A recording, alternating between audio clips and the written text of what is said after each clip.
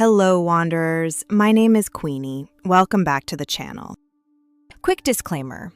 All gameplay here is from the NetEase content creator asset and might look different on your actual device.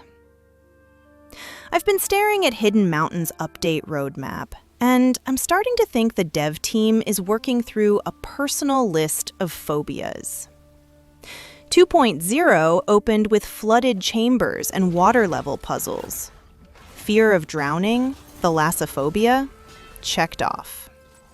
Then it handed us mechanical beasts crawling out of the dark, starting with the Ironheart centipede. Fear of bugs, entomophobia, also checked. And now, in 2.1, we are continuing with mechanical bugs, but we're getting kite racing through open sky. So if there's a pattern here, I am both nervous and completely on board. This is everything currently known about Hidden Mountain's next chapter, Heaven's Threshold. And it launches August 20th, UTC. Quick shape of the update before we dig in. Heaven's Threshold is built around 4 pillars. The mechanical puzzle system from 2.0 getting scaled up into a full dungeon. The lightest and most fun campaign story the game's told yet. 2 new mechanical beasts joining the Ironheart centipede. And the main story pushing further into a brewing fight inside Mohist Hill. This last theory is not just lore dressing. It's not a content creator trying to hype up an upcoming update. The whole update hangs off one argument. Should Mohist technology stay hidden, or should it reach the outside world? This is a position that everyone needs to pick a side and fight for or against. Every new thing you fight or explore this patch exists because of that fight between the isolationists and the ones who want to share what they've built.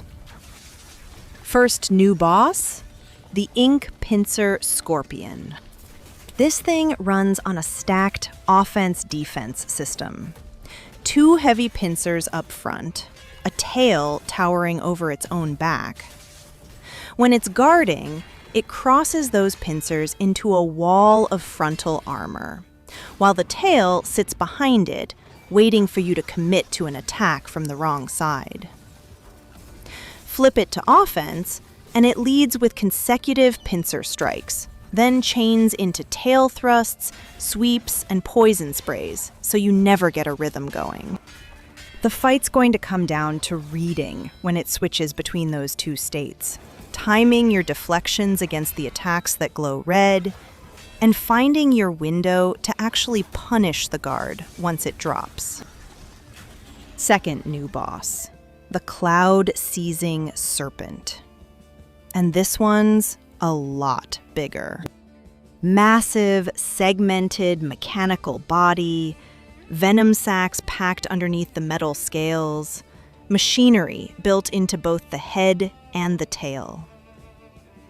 At range, it's throwing venom and poison projectiles. Get in close, and it switches to lunging bites, tail sweeps, and slams, heavy enough to flatten you if you're caught out of position.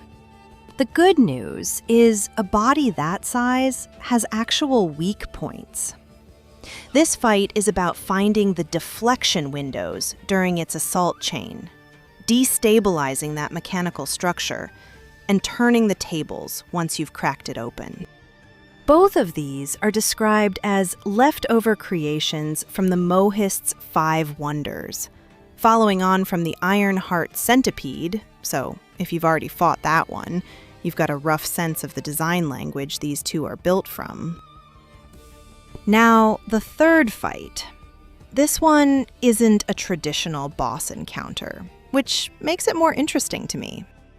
This is Campaign Mirkvale, a mechanical testing ground where you're working with an eccentric Mohist mechanist named Xiaoba to repair damage the villains left behind.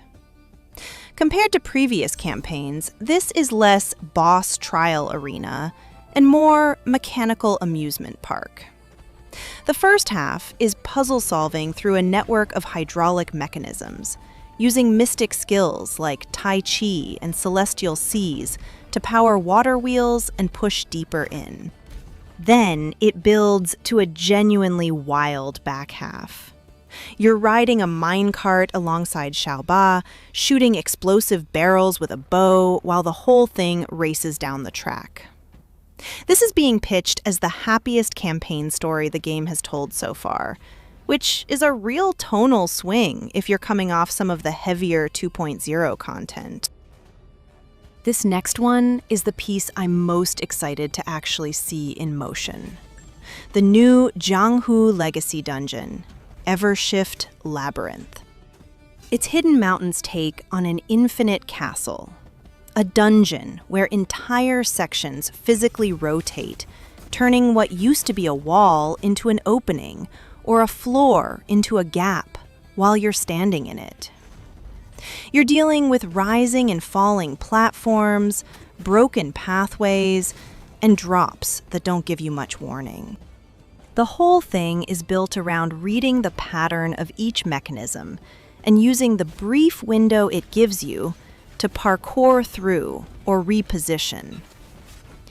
And mechanical beasts show up in the middle of it too, so you're bouncing between combat, platforming, and reacting to a space that refuses to sit still.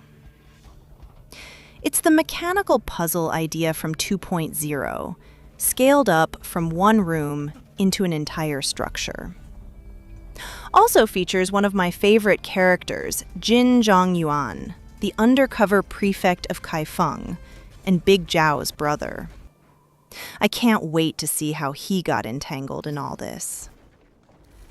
And here we are, the height anxiety portion of the program. Chasing with Kite has you racing through the sky, solo or multiplayer. Solo's a race against the clock to the finish line. Multiplayer ranks everyone by completion time.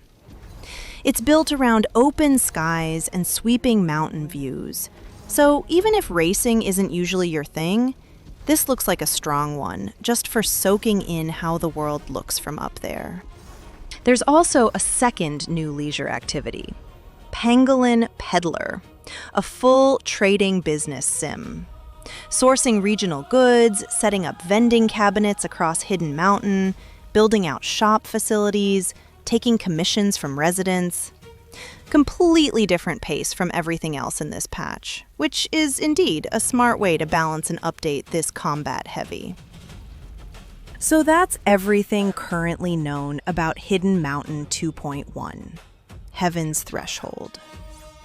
2 new mechanical bosses with real depth to their movesets, a wild new campaign story, a dungeon built around a space that won't stop moving, and new leisure content on both the adrenaline end and the chill-out end. It launches August 20th, UTC, and I'll be covering it the moment it's live. So if you don't want to miss that, you know what to do. What are you most looking forward to in 2.1? Drop it in the comments. Thanks for watching. Please like, subscribe, and comment. It helps the channel grow.